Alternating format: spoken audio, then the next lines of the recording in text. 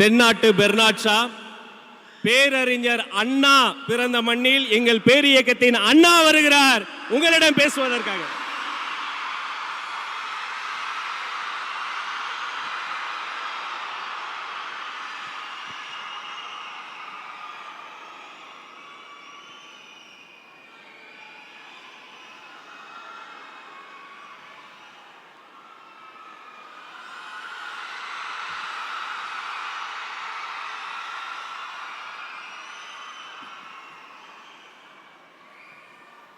நாட்டுக்காக உழைப்பதற்கே அண்ணா பிறந்தார்.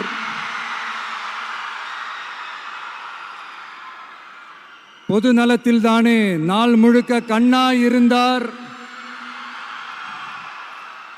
அப்படின்ட்டு எம்ஜிஆர் அவர்கள் ஒரு பாட்டு ஒன்று பாடியிருக்கிறாங்க, கேட்டிருப்பீங்க. அப்படிப்பட்ட நம்ம காஞ்சி தலைவர் அறிஞர் அண்ணா அவர்கள் பிறந்த மாவட்டம் தான் இந்த காஞ்சிபுரம் மாவட்டம்.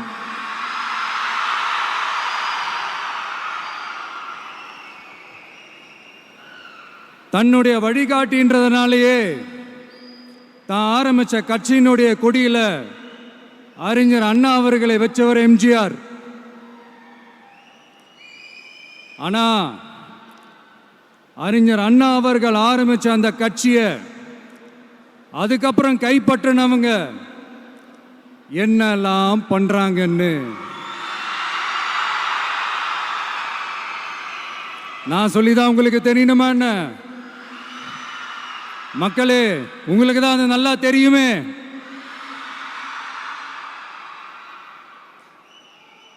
தனிப்பட்ட முறையில் எங்களுக்கும் அவங்களுக்கும் எந்த பிரச்சனையும் கிடையாதுங்க.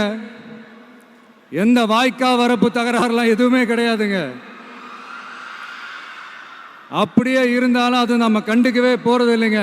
தனிப்பட்ட முறையில் அவங்களுக்கு வேணா நம்ம மேல வன்மத்தோட இருக்கலாங்க. ஆனா நாமெல்லாம் அப்படி கிடையவே கிடையாதுங்க.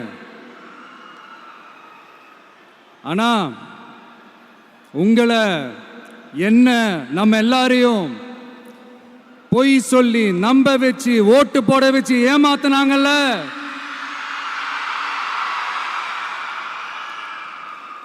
அப்படி ஏமாத்தி ஆட்சிக்கு வந்து நல்லது செய்யற மாதிரி நடிக்கிறாங்கல்ல, நாடகம் ஆடுறாங்கல்ல,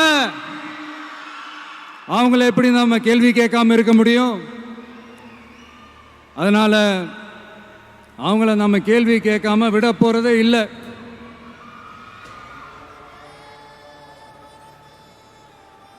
இதை ஏன் நான் காஞ்சிபுரம் மாவட்டத்தில் இருந்து நான் சொல்றேன்னா, தெரிஞ்சோ தெரியாமலோ இந்த மாவட்டத்துக்கும் நமக்கும் ஆட்டோமேட்டிக்காவே ஒரு கனெக்ஷன் ஒன்று ஏற்படுதுங்க.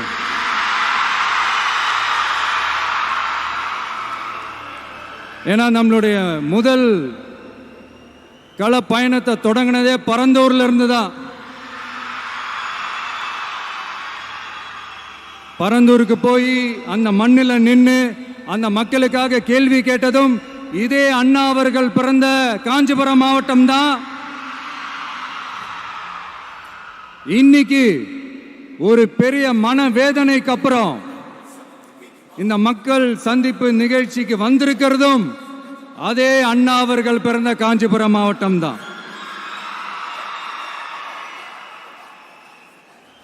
அதனால நமக்கு எல்லாமும் கொடுத்த நம்ம மக்களுக்காக எல்லா நல்லதையும் செய்யணும், அதுவும் சட்டப்பூர்வமாக செய்யணும், அங்கீகாரத்தோட செய்யணும், அதிகாரப்பூர்வமாக செய்யணும், ஒட்டுமொத்த தமிழ்நாட்டு மக்களுக்கும் செய்யணும், ஒரே மாதிரி செய்யணும், ஒரே எண்ணத்தோட செய்யணும்.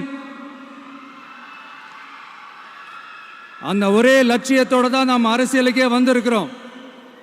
அதனாலதான் மக்களிடம் செல் அப்படின்னு சொன்ன அண்ணாவை கையில் எடுத்தோம். அவங்க சொன்ன மாதிரி மக்களை நோக்கி போறோம். ஆனா மக்களிடம் செல்னு சொன்ன அண்ணாவை மறந்தது யாரு?